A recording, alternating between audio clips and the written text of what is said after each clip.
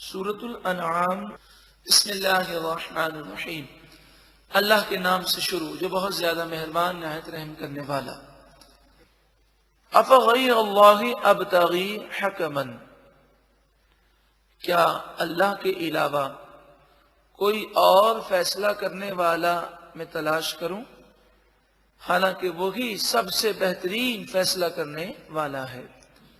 وَهُوَ الَّذِي أَنزَلَ إِلَيْكُمُ الْكِتَابَ مُفَصَّلًا، حالانکہ وہ اللہ وہ ذات ہے جس نے تمہاری طرف کتاب کو مفصل نازل فرمایا، وہ کتاب جس میں ہر چیز کی تفصیل موجود ہے۔ وَالَّذِينَ آتَيْنَاهُمُ الْكِتَابَ، اور وہ لوگ جنہیں ہم نے کتاب عطا فرمائی، يَعْلَمُونَ وہ خوب جانتے ہیں، انہ منزل من ربک بالحق، بے شک یہ کتاب تمہارے رب کی طرف سے حق کے ساتھ نازل شدہ ہے۔ یعنی اہل کتاب میں سے جو توریت اور انجیل کے صحیح عالم ہیں، وہ اس بات کو تسلیم کرتے ہیں کہ قرآن سچی کتاب ہے اور اسلام جو حضور نے پیش کیا وہ سچا دین ہے۔ اگر ان میں سے کوئی ایمان نہیں لاتا تو وہ ضد ہے، تعصب ہے۔ فَلَا تَكُونَنَّ مِنَ الْمُمْتَرِينَ، پس اے سننے والے تو ہرگز شک میں مبتلا نہ ہونا۔ وَتَمَّتْ كَلِمَةُ رَبِّكَ صِدْقًا وَعَدْلًا، تیرے رب کے کلمات سچائی اور انصاف کے اعتبار سے پورے ہیں، یعنی اللہ کا ہر حکم انصاف پر مبنی ہے، اللہ تعالی کی طرف سے ہر خبر وہ سچی خبر ہے۔ مفسرین نے فرمایا وعدلاً کہ یہ بھی معنی ہے کہ اللہ تعالی نے جو احکامات ہمیں عطا فرمائے ان کی حکمت ہم سمجھ سکیں یا نہ سمجھ سکیں، اس بات پر یقین رکھنا چاہیے کہ تمام احکامات ہمارے بھلے ہی کے لیے ہیں۔ لا مبدل لکلماتی، اس کی کلمات کو کوئی بدل نہیں سکتا، یعنی قرآن پاک تا قیامت قائم و دائم رہنے والی کتاب ہے، کوئی اس میں لفظی تحریف نہیں کر سکے گا۔ وَهُوَ السَّمِيعُ الْعَلِيمُ، اور وہی سننے والا علم والا ہے۔ عام طور پر لوگ اکثریت کی بات کرتے ہیں، اور اکثریت کا جہاں تک تعلق ہے تو کافروں کی اکثریت ہمارے نزدیک کوئی حیثیت نہیں رکھتی۔ آج بھی 80% یا 85% کافر ہیں پوری دنیا میں، اور پھر 15% یا 20% جو مسلمان ہیں، ان میں سے کئی ایسے بھی ہیں جو اپنے آپ کو مسلمان کہتے ہیں لیکن قادیانی ہیں، حدیث کے انکار کرنے والے ہیں، اولیاء کے بے ادب ہیں، یا حضور کی بے ادبی کرنے والے ہیں، یا قرآن کے بعض احکامات کا مذاق اڑانے والے ہیں، یا اپنے آپ کو ماڈرن کہہ کر اسلامی احکامات سے روگردانی کرنے والے ہیں۔ صرف یوں سمجھ لیجیے کہ جو مسلمان اپنے آپ کو کہتے ہیں ان میں سے بھی اکثریت بے نمازیوں کی ہے۔ تو جہاں تک تعلق ہے شریعت کا، تو شریعت کے مسائل اور شریعت پر عمل کرنا یہ انتہائی ضروری ہے۔ اگر ہم یہ دیکھیں کہ سارے لوگ بے نمازی ہیں، چلو ہم بھی بے نمازی بن جاتے ہیں، تو وہ جہنم میں جائیں گے تو کیا ہمیں بھی جہنم میں جانا ہے؟ سارے ہی لوگ اگر فلمیں ڈرامے دیکھ رہے ہیں اور دیگر گناہ کر رہے ہیں تو ہم اکثریت کو نہ دیکھیں، ہم یہ دیکھیں کہ اللہ اور اس کے رسول کا کیا حکم ہے۔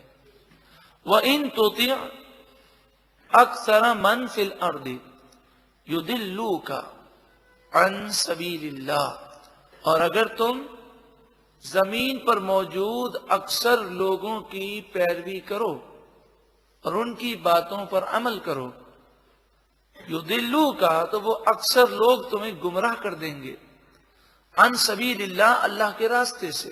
میں نے بھی عرض کیا کہ 85% اس وقت دنیا میں کافر ہیں، تو اگر ان کی باتوں پر ہم چلے اور ان کے وسوسوں اور ان کے اعتراضات کی وجہ سے ہم نے اپنے معمولات کو چینج کرنا شروع کر دیا کہ وہ ہمیں دہشت گرد نہ کہیں، وہ ہمیں ماڈرن کہیں، وہ ہمیں تہذیب یافتہ کہیں، وہ ہمیں ہائپر نہ کہیں، اس طرح کی سوچ اگر ہم نے بنا لی تو ہم اپنے دین اسلام سے ہٹ جائیں گے. ان کی سمجھ میں آئے یا نہ آئے، ہمیں اسی پر عمل کرنا ہے جو اللہ اور اس کے رسول کا حکم ہے. إِن يَتَّبِعُونَ إِلَّا الظَّنَّ، یہ اکثر لوگ جو کافر ہیں یہ صرف گمان کی پیروی کرتے ہیں، یہ اپنی عقل کے پیچھے چلتے ہیں، اور انسانی عقل ناقص ہے، تو عقل کی رسائی اللہ کے حکم تک بسا اوقات نہیں ہو سکتی. وَإِنْ هُمْ إِلَّا يَخْرُصُونَ، اور وہ لوگ خوش فہمیوں میں مبتلا ہیں، یعنی من گھڑت من مانی باتیں خیالات انہوں نے سوچے ہوئے ہیں اور وہ سمجھتے ہیں کہ ہمارے ساتھ یہی معاملہ کیا جائے گا. مثلا مشرکین مکہ تھے، ان کا تصور تھا کھاؤ پیو عیش کرو اور مر کر مٹی میں مل جانا ہے، یہ دنیا ہی عیش کرنے کی دنیا ہے. تو اس طرح انہوں نے من گھڑت خیالات بنائے ہوئے. حقیقت میں ایسے لوگوں کا نہ کوئی دین ہے نہ کوئی مذہب ہے. دین تو صرف اور صرف اسلام ہے کہ جو سچا دین ہے اور اللہ کی طرف سے عطا کردہ دین ہے. باقی جتنے ادیان ہیں سب من گھڑت اور اپنے بنائے ہوئے ہیں. ان ربک هو اعلم من یضل عن سبیلہ، بے شک آپ کا رب خوب جانتا ہے کون اس کے راستے سے گمراہ ہوگا. جو گمراہ ہے اور جو گمراہ ہونے والا ہے اسے رب العالمین جانتا ہے. وَهُوَ أَعْلَمُ بِالْمُهْتَدِينَ، اور اللہ تعالی ہدایت یافتہ لوگوں کو بھی خوب جاننے والا ہے. اللہ تعالی ہمیں بھی ہدایت یافتہ لوگوں میں شامل فرمائے. اب جو آیت کریمہ ہے یہ ایک بہت بڑے مسئلے کو حل کر دیتی ہے. شیطان کی طرف سے انسان کو بلا وجہ کنفیوز کیا جاتا ہے. انسان بسا اوقات پریشانی میں آ جاتا ہے. اب میں آپ کو مثال دوں. ایک شخص اپنے گھر بکرا لے کر آیا اور اس نے اللہ کا نام لے کر اسے ذبح کیا. ذبح کرنے کے بعد اس کا گوشت بنا کر اس نے قرآن پاک کی تلاوت کی، درود پاک پڑھے، پھر اللہ سے دعا مانگی اور کہا اے مالک و مولا اس کا ثواب تو فلاں فلاں نیک بندوں کو پہنچا دے، جسے ہم عرف عام میں ایصال ثواب کہتے ہیں. اب آپ دیکھیں بکری کو ذبح کرنے سے لے کر کھانا کھلانے تک ہر وقت اللہ کا نام لیا گیا، اللہ ہی سے دعا مانگی گئی. اب اگر کوئی شخص اس کھانے کو حرام کہے اور کہے اسے نہیں کھانا چاہیے تو کتنا افسوس ہوگا اور اس کی نادانی پر حیرت بھی ہوگی کہ بھئی جب اللہ کا نام لیا گیا اور شروع سے لے کر آخر تک اللہ سے دعائیں مانگی گئی ہیں اور یہ تو ایصال ثواب کے لیے ہے، جسے ہم عرف عام میں نیاز کہہ دیتے ہیں، لنگر کہہ دیتے ہیں، برسی کہہ دیتے ہیں، تیجا کہتے ہیں، چالیسواں کہتے ہیں. جب ایصال ثواب کے لیے کوئی کھانا پکایا گیا تو اسے خنزیر کی طرح نعوذ باللہ من ذالک ناپاک سمجھنا یہ کتنی بڑی نادانی ہوگی اور دین سے کتنی بڑی دوری ہوگی.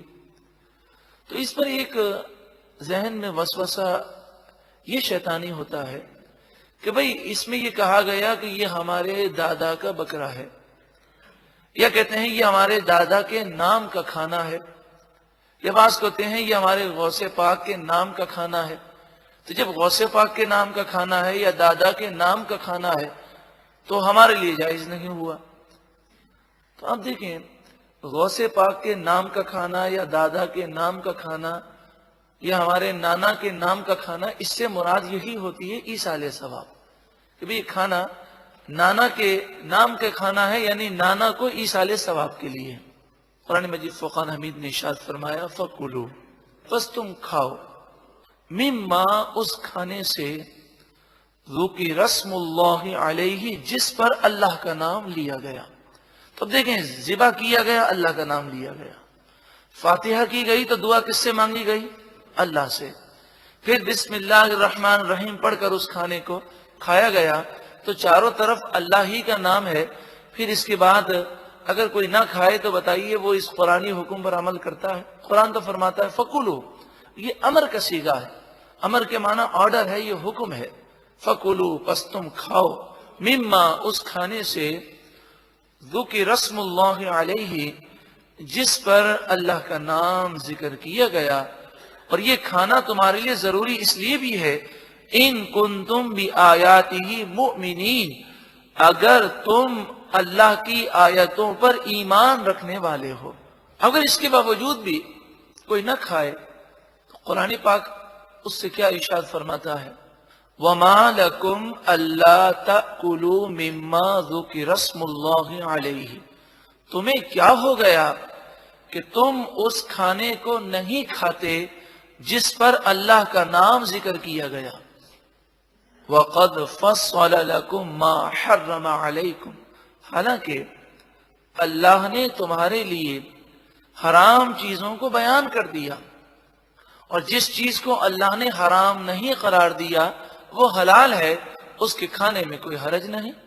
إِلَّا مَا اضْطُرِرْتُمْ إِلَيْهِ، ہاں حرام کھانے جیسے خنزیر کا گوشت ہے اور دیگر جو چیزیں حرام ہیں، وہ بعض صورتوں میں مجبوری کے اندر کھانے کی اجازت دی جاتی ہے، تو فرمائے إِلَّا مَا اضْطُرِرْتُمْ إِلَيْهِ، مگر جب تم اس کی طرف مجبور ہو جاؤ اور جان جانے کا خطرہ ہو تو اس میں سے جان بچانے کے لیے کھا سکتے ہو، جیسے خنزیر ہے، شراب ہے، اگر کوئی پیاس سے مر رہا ہے اور شراب کے علاوہ کوئی چیز نہیں تو جان بچانے کے لیے چند گھونٹ پی سکتا ہے۔ وَإِنَّ كَثِيرًا، اور بے شک بہت سے لوگ، لَيُضِلُّونَ بِأَهْوَائِهِمْ بِغَيْرِ عِلْمٍ، نادانی میں اپنی خواہشات کے ذریعے لوگوں کو گمراہ کرتے ہیں، تو اللہ کی حلال کردہ چیز کو اپنی نادانی سے حرام کہتے ہیں۔ اور یہ مسئلہ یاد رکھیں، جو چیز حلال ہے اس کو حرام سمجھنا یہ بھی جرم ہے۔